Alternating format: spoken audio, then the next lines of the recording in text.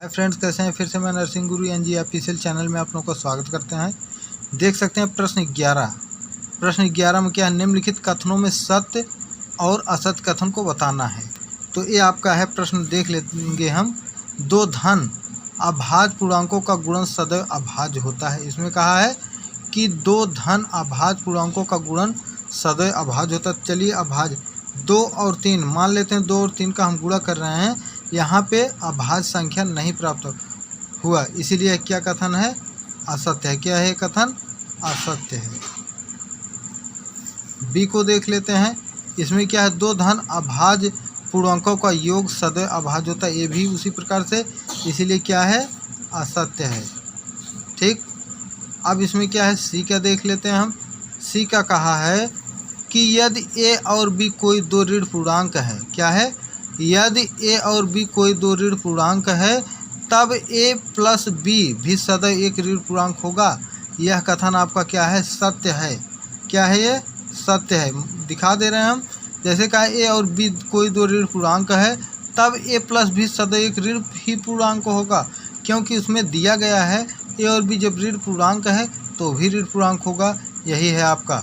तो चलिए प्रश्न 12 देख लेते हैं। प्रश्न 12 में क्या कहा है उसको हम देख लेते हैं। प्रश्न 12 कहा है, यदि ए एक धन पूर्णांक है तो दिखाइए कि संख्या ए ब्रैकेट में ए प्लस 1, दूसरे में ए प्लस 2, तीसरे में ए प्लस 3 संख्या 24 से पूर्णतः विभाजित होगी। हल कर रहे हैं हम, हल कर दे रहे हैं। हल में क्या है, इसमें आपका प्रश्न आपका है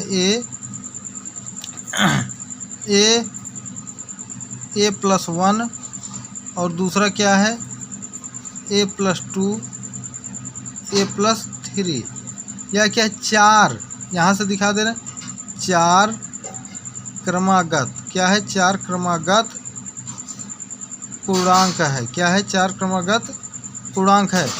अतः यह 4 से विभाजित होगी। अतः यह 4 से विभाजित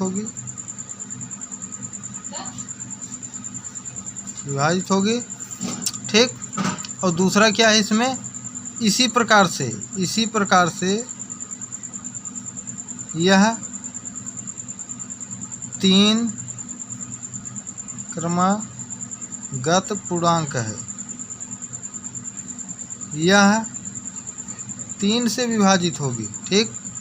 इसी प्रकार से यह 2 क्रमागत पूर्णांक है। यह 2 से ही विभाजित होगा, 2 से भी विभाजित होगा।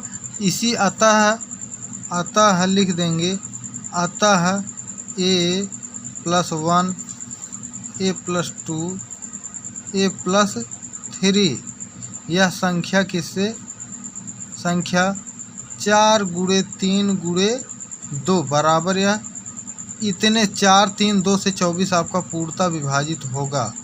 पूर्णतः विभाजित हो गया है। यही आपका क्या है, आंसर है। प्रश्न 13 देख ले रहे हैं। प्रश्न 13 में क्या है, प्रश्न 13 में कहा है, यदि ए एक समधन पूर्णांक है और बी एक विषम धन पूर्णांक है तो बताइए कि निम्नलिखित संख्याओं में से कौन सी सम संख्या होगा।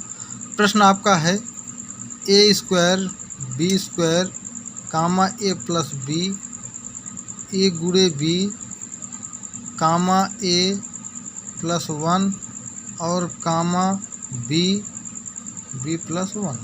इसमें एक फार्मूला है।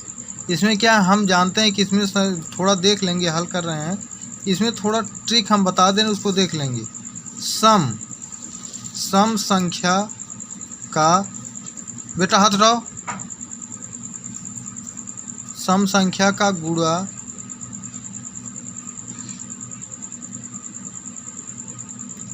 सम संख्या होती है। क्या है, सम संख्या गुणा सम संख्या होती है। दूसरा क्या है, देख लेंगे, विषम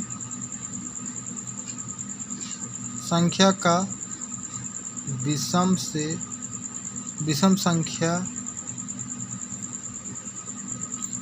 संख्या का गुणा विषम संख्या होता है। यहाँ देख लेंगे विषम होता है। इसी प्रकार से तीसरा देख लेंगे, सम संख्या का विषम संख्या से गुणा। क्या है? सम संख्या का विषम संख्या से गुणा सम संख्या होता है। क्या होता है? सम संख्या होता है। चौथा देख लेंगे, इसमें क्या है? संख्या और यहाँ पे सम संख्या, यहाँ पे सम संख्या लिख देंगे, और विषम संख्या का योग विषम होता है। क्या होता है? विषम संख्या होता है। इसी प्रकार से इसमें देख लेंगे क्या आपका सही है क्या गलत है। इसमें दिया है यदि एक सम धन पूर्णांक है, बी एक विषम धन पूर्णांक है। यहाँ पे आप देख लेंगे कि हमारा सम संख्या क्या प्राप्त हो रहा है। सम संख्या क्या प्राप्त हो रहा है। यहाँ पे देख लेंगे ए स्क्वायर आपका सम संख्या है, बी आपका बी संख्या से गुणा करने पर विषम संख्या प्राप्त हो, इसीलिए यह नहीं है। दूसरा आपका क्या है, इसमें दूसरा संख्या देख लेंगे बी ए गुणे बी आपका क्या है? ए गुणे बी, ए भी आपका सम है। तीसरा क्या है आपका? ए प्लस 1, ए भी है, और ए भी है बी प्लस 1, ए भी सम संख्या है। यह क्या है? सम संख्या है। तो यही आपका था, और अगर समझ में आएगा तो चैनल को सब्सक्राइब जरूर कीजिएगा। धन्यवाद।